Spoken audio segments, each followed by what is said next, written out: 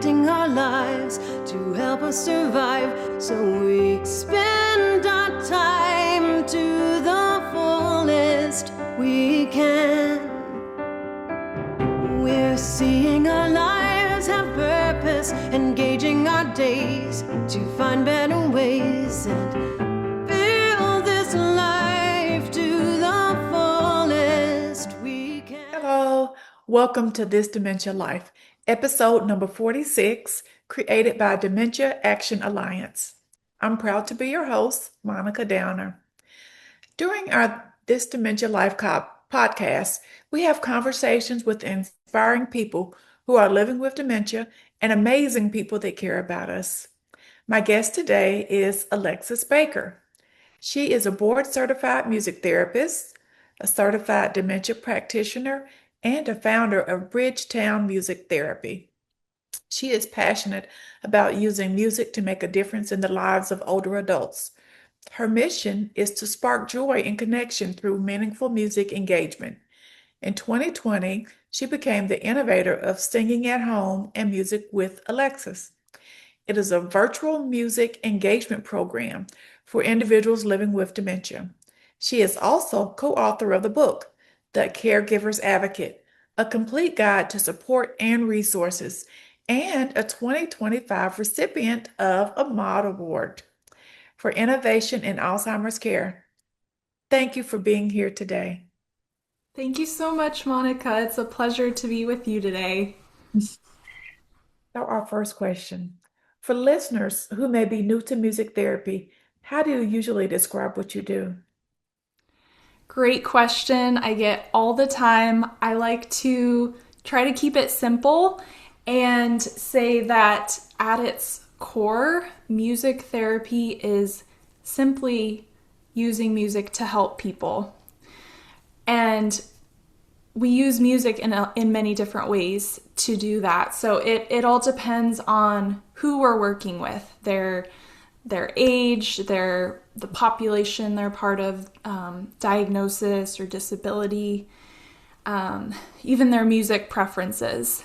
Mm-hmm. So music therapy is goal-oriented, and as we begin working with a group or individual, we assess what their greatest needs are to find out what goals we're going to be focusing on in music therapy. And that could look like improving communication abilities or social connection or increasing physical movement, things like that, where we use music to address those goals and help the group or individual improve in some way. Okay, well, I've learned something new today. I didn't know that it was goal-oriented. Yeah. That's good to know. So the next question is kind of a two-part question. What first drew you to music therapy, and why dementia care in particular? Sure. So I grew up in a family where all my siblings and I learned instruments. Music has been with me for a long, long time. So I've always loved music. And when I was in high school, about 16 years old, I just happened to learn about music therapy. I kind of stumbled across it. I heard a classmate mention it at one point, and then I also came across an article on it. And so it really piqued my interest, got my attention. I was like, ooh, I think that's something I should look into because it sounds like something I want to do. I've always loved helping people. And at 16, I was just starting to think about what am I going to go to school for and do as a career. So I thought about like maybe going the route of counseling or psychology, but that didn't include the music part. So when I heard about music therapy, I was like, oh, it sounds like a combination of helping people and music. So I looked into how to become a music therapist and started down that path. And just a side note, that is pursuing a bachelor's degree in music therapy. So it's kind of its own degree in that sense. And then completing a bunch of training hours, about 1,200 clinical training hours, and then Oh, wow. taking a board certification exam to become board certified as a music therapist. So that's the path I took. And that was in 2013 I completed that. So it's been about 12 or 13 years now. Okay. And that is how that's how I got into music therapy. And then working specifically in dementia care, that came along a little later, but it is strongly tied to a family member who had Alzheimer's disease. My grandmother, she was diagnosed with it when I was pretty young, and then she passed away when I was 16, and it made a really big impression on me, what she went through, seeing how it affected her, but then also seeing how she loved music and how it was beneficial to her. And then seeing in my work as a music therapist how impactful music is for people living with dementia, and just wanting to dive deeper into that and focus solely on that as a music therapist. So about 3 years into being a professional, I decided I'm really going to focus on the older adult population, and then more specifically people living with dementia. Okay. And I haven't looked back. I love it. Wonderful. Wonderful. That's really an interesting journey. Um, People often say that music reaches parts of the brain dementia can't. What does that actually look like in real life? Well, let me tell you, it is so fascinating. I've gotten to see some of the coolest things in music therapy where it seems like a person has lost much of their abilities. Even just basic communication abilities, but they can still somehow sing all the lyrics to a song. Wow. Wow. It's magical. Mhm. And I get to be a part of facilitating that. So there's a lot that goes on physiologically in the brain, and I'm not going to get into all the sciencey stuff, the sciencey part of it, but I believe that music is kind of like a back door. It can function like a back door in the brain when certain neural pathways have been have broken down because of dementia, because ultimately dementia breaks down the brain and neural pathways. But music is stored in so many different areas of the brain, and it affects all areas of the brain, that when certain pathways don't work, it finds another way. Right. So that's kind of one thought. Music is strongly tied to past memories. So we know that at least with Alzheimer's disease, the long-term memories stick longer, or are preserved longer than the short-term memories. Right. So that's another thing. Music incorporates rhythm, which is one of the most basic functions in the human body. So it can motivate and engage a person rhythmically. There's all kinds of different ways music affects the brain and body. So it's very cool to witness, and what it can look like in real life is a person who is typically withdrawn and has kind of disengaged with the world around them due to their dementia. They start to re-engage. They connect with the people around them. It can lead to more physical movement, more communication. Maybe they spontaneously share a past memory. It can draw out their personality. At its core, I like to say it's all about sparking joy and connection. So any way I can use music to do that in dementia care, I say that's a win. If Sure. it can lead to more joy and connection. Absolutely. Absolutely. Yeah. Why do people who struggle to speak sometimes sing lyrics perfectly? Yeah, great question. And I kind of mentioned that a little bit already.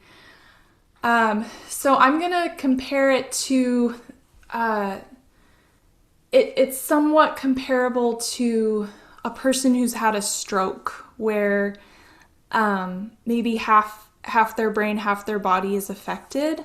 Mhm. I've seen people who have had a stroke, they have lost the ability to speak, and maybe they're working on rehabilitating it, but they're Mhm. able to sing.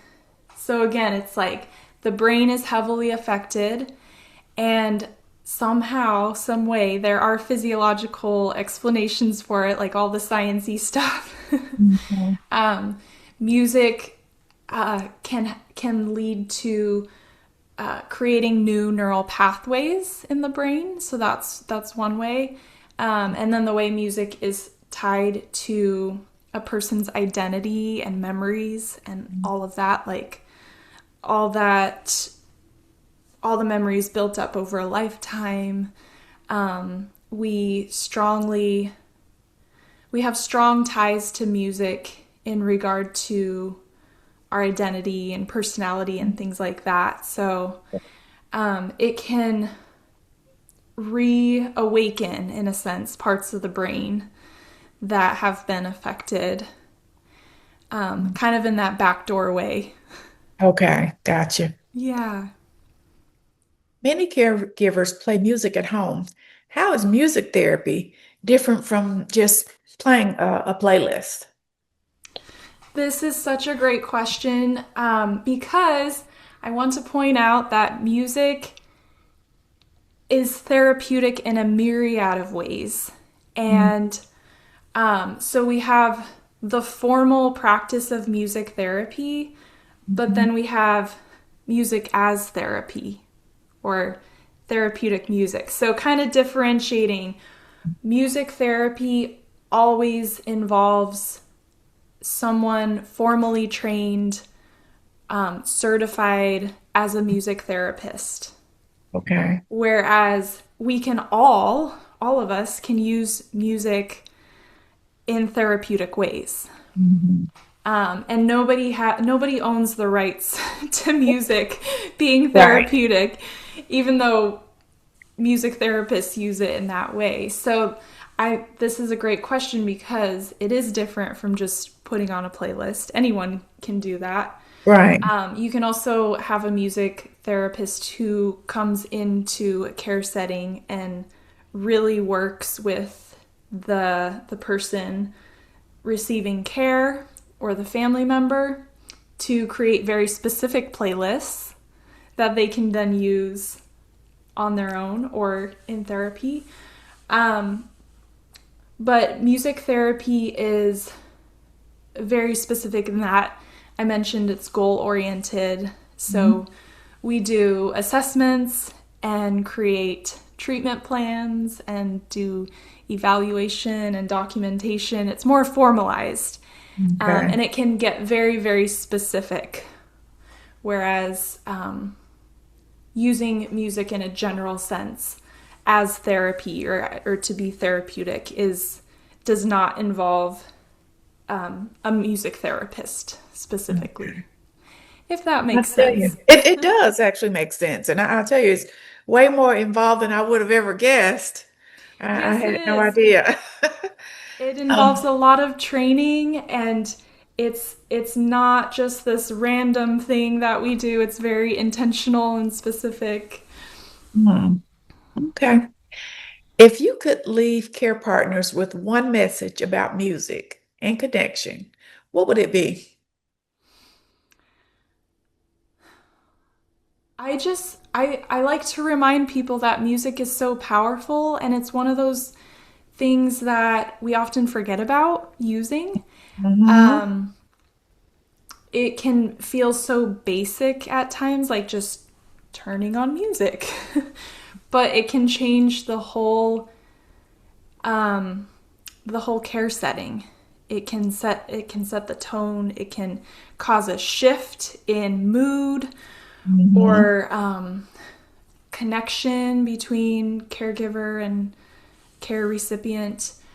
I like to remind people that music is like a vitamin, and a little bit every day can really do wonders to improve the care setting, improve a person mentally, physically, spiritually. In music therapy, we talk about all the different areas of functioning that we can address using music. So, mental, physical, emotional, spiritual, and several others, just areas that make us up as a person.